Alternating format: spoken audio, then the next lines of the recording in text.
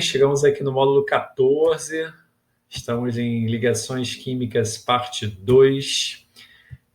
Eu sou o professor Leonardo, juntamente com a professora Carla, vou apresentar esse módulo para vocês. Já estamos quase no recesso e vamos lá, pessoal. A gente vai experimentar um pouco as ligações químicas, vai falar de alguns aspectos práticos e continuar ligação covalente, metálica e alotropia, beleza? Um pensamento para guiar a nossa aula: você precisa estar disponível para que coisas incríveis aconteçam, então abra seu coração. Bom, aqui tem algumas figurinhas, né, falando de ligações químicas. Aqui dois átomos, um dando um elétron para o outro, algumas fórmulas químicas, um composto iônico e uma experiência aqui de condutividade, tá bom? Então vamos lá. A gente falou experimentando, que é o seguinte, né? A gente vai dividir em 3 grandes grupos. O primeiro, as substâncias conduzem corrente elétrica, né? Tem condutividade em solução aquosa. Então a gente colocou NaCl, KI, NaOH, HCl e vinagre, que é o ácido acético, a gente vai ver mais tarde em química orgânica. O segundo grupo não conduzem condutividade, né, corrente elétrica, são os compostos moleculares, aí tem a sacarose. O HCl e o vinagre são moleculares, era para não conduzir corrente elétrica, mas eles conduzem, eles são exceções, tá? Guarda esse detalhe. E o 3 conduzem no estado sólido, são os compostos metálicos, uma barrinha de ferro e uma barra de zinco. Vamos relacionar isso a ligações químicas. Bom, então no primeiro grupo, né, só conduzem solução aquosa, também fundidos, esses sais aí de cima também conduzem, tá? Então o que a gente viu na aula passada, ligação iônica, ok? Ligação entre metal e metal, ou metal e hidrogênio, interação eletrostática entre os íons e permite a passagem da corrente elétrica em solução, né? Os ácidos conduzem corrente elétrica, tanto aqui era deixa eu ver aqui, o HCl. O HCl e o ácido acético, eles são uma exceção, porque eles são moleculares, mas mesmo assim conduzem corrente elétrica, tá bom? Bom, a gente falou um pouquinho de iônica na aula passada, vamos para o grupo 2, ligação covalente, que será abordada melhor hoje.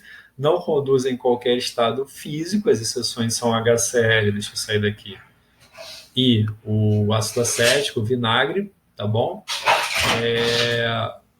Então, eles não têm transferência de elétrons, têm um compartilhamento de elétrons, não conduzem corrente elétrica, exceto os ácidos que estão aqui, ok? Então, esse é o segundo grupo, que a gente vai associar os covalentes ou compostos moleculares, tá? Falando melhor da ligação covalente molecular, que é o intuito da aula também, nessa ligação os átomos são unidos devido ao compartilhamento de seus elétrons, que tem um gás cloro que está mostrando isso, né? Surgem, então, os pares eletrônicos indicados pelo círculo, que está aqui. Cada par eletrônico formado pertence simultaneamente aos dois átomos. É como se você dividisse alguma coisa com um amigo seu, pertence aos dois ao mesmo tempo. Assim, cada átomo atinge a configuração eletrônica de gás nobre, aquela história da regra do octeto que a gente falou na aula passada. As moléculas são estruturas eletricamente neutras porque não ocorre nem ganho nem perda de elétrons, quer dizer, é completamente diferente da ligação iônica, tá? Aqui tem um exemplo da ligação covalente, né? Os átomos capturam mutuamente os elétrons, resultando em uma órbita comum aos dois. Aqui tem a molécula da água, é muito importante saber que a água é covalente ou molecular também, porque toda hora ela aparece em exercício, ok? Bom, mais exemplos aqui, ó. Então, eu tenho a água de novo, eu tenho amônia, eu tenho gás metano, ok? E aí, aqui a gente chama a forma eletrônica de Lewis, é quando a gente expõe os elétrons da camada de valência, tá? A gente tem, então, a fórmula eletrônica de Lewis e a fórmula estrutural aqui. E aqui as fórmulas moleculares, tá bom? Falando um pouquinho mais da covalência molecular, né? Existe um tipo chamado dativa ou coordenada, tá? Essa ligação obedece à teoria do octeto, ou melhor, os átomos se unem tentando adquirir 8 elétrons na camada de valência, deixa eu vir mais para cá, ou seja, a configuração eletrônica dos gases nobres, sempre uma referência importante, tá, pessoal? Sendo assim, um átomo que já atingiu a estabilidade, isso é importante, se une a um outro que necessita de elétrons para completar a camada de valência. Então, olha o exemplo do SO2. O S ele precisa compartilhar 2, ele já faz com esse oxigênio. Só que ele tem 6 elétrons na valência, ele já compartilhou 2, então ele ainda teria mais 2 pares. A dativa é feita em pares, então ele faz um par para cá, ó. Compartilha esse par para cá e a gente bota uma simbologia um pouquinho diferente. Já no SO3, ele compartilha 2 pares aqui, ó. Tudo bem? A seta pode parecer como ligação simples, né? Essa setinha pode ser uma ligação, parece normal, mas você vai saber que é dativa porque ele já adquiriu a estabilidade e mesmo assim ele consegue ainda estabelecer ligações, ok? Essa covalente dativa coordenada tem um nível de dificuldade um pouquinho maior, então calma, respira e a gente vai caminhando, tá? O terceiro grupo eu vou chamar eles conduzem no estado, aqui eu botei do estado físico, mas seria no estado sólido, tá? Acho que lá no início está sólido.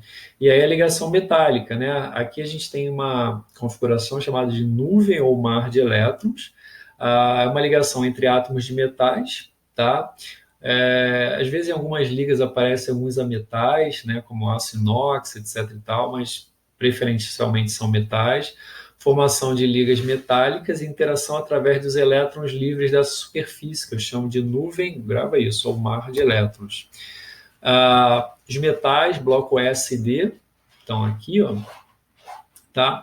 Os cátions e o metal são ligados por sua interação com o mar, formado pelos elétrons que eles perderam. Pode ser nuvem também, tá, galera? O brilho, a maleabilidade, a ductibilidade, o metal são explicados pela mobilidade dos elétrons de valência. Então, ser maleável, o brilho característico, né? E essa ductibilidade, formar, né, caninhos, formar dutos, tem a ver com esse tipo de ligação, tá? As ligas metálicas são misturas homogênicas, ok? Essa liga é a união de 2 ou mais metais, podendo ainda não incluir não metais. Lembra que eu falei? Olha aqui, ó, o aço, né, que o carbono não é metal e está numa liga metálica, é ferro mais ele. Bronze, cobre mais estanho, uma medalha de bronze, por exemplo, são 2 metais. Latão é zinco e cobre, né? Bronze e latão chama atenção, tem a ver com alguns instrumentos musicais. Aço inox, ferro e cromo acima de 12%. Olha a porcentagem aqui influenciando, né? Então vamos lá, galera. E para a gente fechar a aula, tem um conceito importante chamado alotropia, em alô. O mesmo elemento químico pode formar 2 ou mais substâncias simples diferentes. Atenção aqui, grafia de simples, que são denominadas variedades alotrópicas. Então, por exemplo, oxigênio e ozônio, fósforo branco e fósforo vermelho. Deixa eu dar uma subidinha aqui, ó, que é CP4P11. Aqui é enxofre rômbico, enxofre monoclínico, ok? E o famoso aqui, que é o diamante e o grafite, tudo a partir de carbono, e mais recentemente o fulereno, né? Então tem a ver tudo aqui relacionado ao mundo do carbono, tá? A gente fica até por aqui vendo essa parte de experimentação que eu relacionei no início da aula, ligação covalente, ligação metálica e rapidamente falamos de alotropia ou compostos alótropos, ok? Um grande abraço para vocês, tudo de bom, boa semana aí, vamos que vamos, galera. Tchau, tchau. Se cuida.